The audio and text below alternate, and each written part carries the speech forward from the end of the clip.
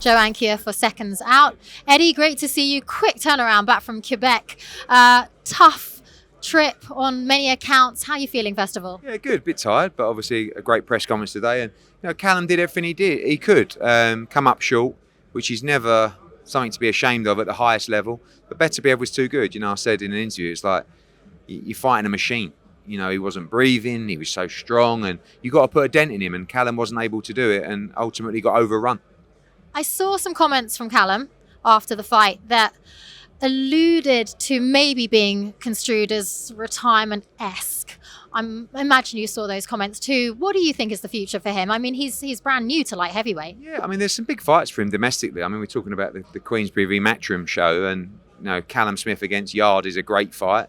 But also, he's done so much in the sport. He's won the Ring Magazine Championship, he's won the WBA Super Middleweight Championship, he's fought Canelo, he's fought Beterbiev, he's won British, European titles. It's all about now desire and what gets you excited. Does a domestic fight get you excited? The answer might be no. So he wanted to be the best in the world at £175. He came up short. That's really frustrated him. But he'll need some time before he makes a decision. And I guess it's about rebuilding that confidence. And one man you have rebuilt confidence or helped to rebuild with really well is Anthony Joshua. 2023, can you sum up the year and where you think he is at now in comparison to that peak zone we've seen him in before? Yeah, I think he's right there. I think he's in the form of his career, and I thought it was a great performance against Wilding. This is his 4th fight in 12 months. 11 months. Quite incredible. And he's always wanted that activity, and I think that's going to help him. So this is a different kind of fight. This is a fight with a lot more mental pressure. Obviously it's probably the first individual he's boxed who has the size over him and that kind of advantage. And it's a dangerous fight. I still stand by, I don't believe this guy, Francis Ngannou, should be beating elite heavyweights, but it's the only division that has the jeopardy that anyone can win, who can punch. So I didn't think he had a chance against Fury. He was incredible. I thought he could have won the fight. But now, with the confirmation that the winner of this fight will fight the winner of Fury Usyk, that gives us even more motivation, because I said to AJ before the head-to-head, 2 wins and you're undisputed champion. It's what we've always dreamed of. So no slip-ups on March the 8th. Did you know that was potentially on the line when you organised to put him in the ring against Ngannou? I just know that His Excellency just wants the biggest fights, and he knows if Joshua knocks out Ngannou and Fury beats Usyk, there isn't one person in the world that won't want to see that fight. So I think he'll make it happen, and you heard that today. So it's potentially a couple of fights away from, if Fury beats Usyk, AJ being right there for the undisputed again. But even if he doesn't, maybe we have a third crack at Usyk. Ben Davison fancies that fight now.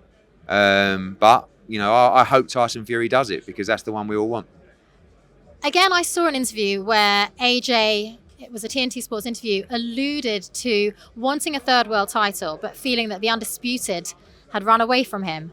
Did you see that? And what were your thoughts when you saw him speak like that? I think, because we've chased it for so long, and it was always it's nearly there, then another mandatory comes up, then he got beat, then it's I think he's put so much focus on undisputed that he wanted to sort of leave it to the side. Now it's reappeared, and that's just what happens in boxing. You have to stay consistent, and the opportunities will come.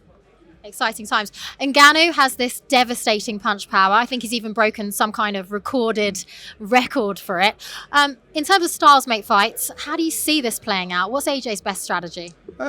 He can punch too. He can punch very hard with speed and accuracy, but he can box as well. So you've got to be smart in there, but you've got to make Ngannou work. I don't feel that Fury, I think you can gas Ngannou out, but you've got to have a decent speed about you. And I think Fury just decided, let's just get through this. He gave him a lot of breathing space, but when you try and force the pressure, he's going to be dangerous because he throws with you, and one shot can turn a fight.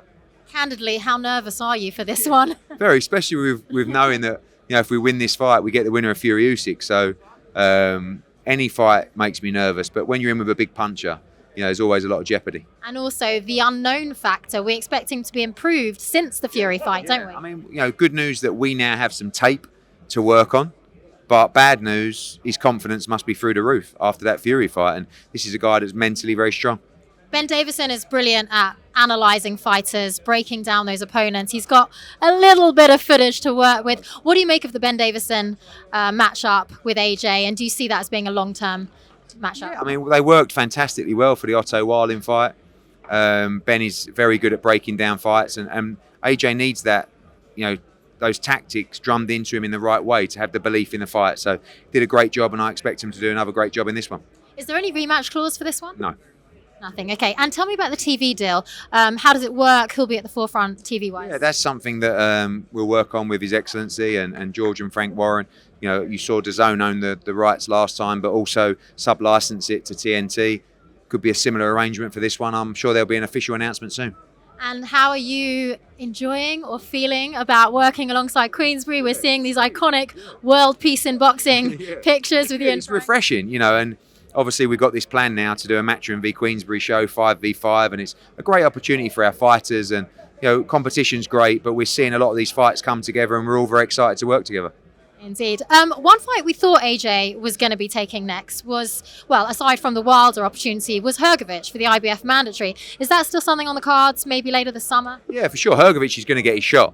And if we're going to do this undisputed winner v winner, that's something that's got to be resolved as well. So he's in a good spot. I'm sure he'll get his chance. So plenty of routes for AJ. And just before I let you go, Conor Benn, he's fighting in Vegas in February against Thompson. What's the long-term plan for Conor? What do you make of that fight? Yeah, we wanted to get him active. I mean, Dobson's 17-0. He's dangerous, but Conor should come through him.